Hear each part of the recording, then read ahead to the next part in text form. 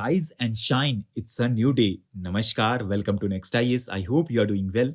In this video, we will cover major headlines of the Hindu, Indian Express, and Press Information Bureau. So, without wasting any time, let's start today's discussion. Now, demand for a caste census has become a heated political issue supported by opposition leaders and NGOs. The proponents argue that census will help determine caste population sizes, enabling proportionate shares in government jobs, land, and wealth. Talking about caste census, the first caste census in India was conducted in 1871-72 with varying classifications of caste across different regions, but issues arose from arbitrary classifications and inconsistencies. The 2011 socio-economic caste census identified more than 46 lakh castes with significant errors, and recent controversies like inclusion of Hijra and Kinnar categories in 2022 Bihar census show ongoing challenges. Now, India voted in favor of a United Nations General Assembly resolution calling for Israel's withdrawal from Palestinian territories occupied since 1967, including East Jerusalem. The resolution titled Peaceful Settlement of Question of Palestine was adopted by 157 countries, with 8 members including US voting against it. The resolution reaffirmed support for two-state solution based on pre-1967 borders, advocating for Israel-Palestine to live side by side in peace and security.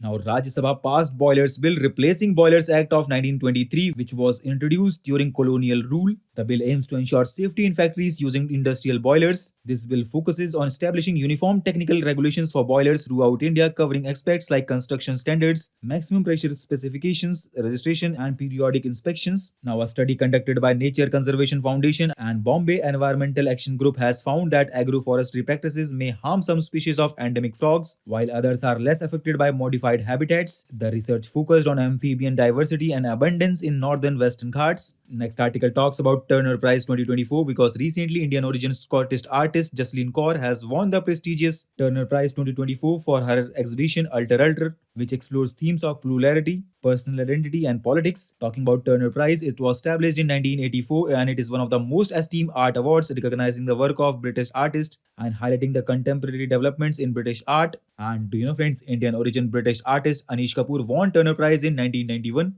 Next article focuses upon Belt and Road Initiative because recently Nepal and China signed a framework agreement on Belt and Road Initiative, and this agreement aims to enhance economic cooperation and pave the way for implementation of BRI projects. Talking about Belt and Road Initiative, it was launched by China in 2013. It is a massive infrastructure project aimed at recreating China's medieval Silk Road. It involves building ports, bridges, rail lines, and other infrastructure across 150 countries in Asia, Africa, and Europe. While China claims the BRI is purely an economic project, but many countries, including India, are skeptical. Critics fear that it could lead to China establishing a sphere of influence and create a debt trap for participating nations. Now, Reserve Bank of India's 3-day monetary policy review begin with expectations that the repo rate will remain unchanged at 6.5%. However, there is anticipation of a potential reduction in the cash reserve ratio to address tight liquidity and weak GDP growth. Talking about cash reserve ratio, it is the minimum amount of cash that bank needs to keep reserved with the central bank against its total deposit. It is a tool used by RBI to manage inflation and check excessive lending. At present, it is fixed at 4.5%.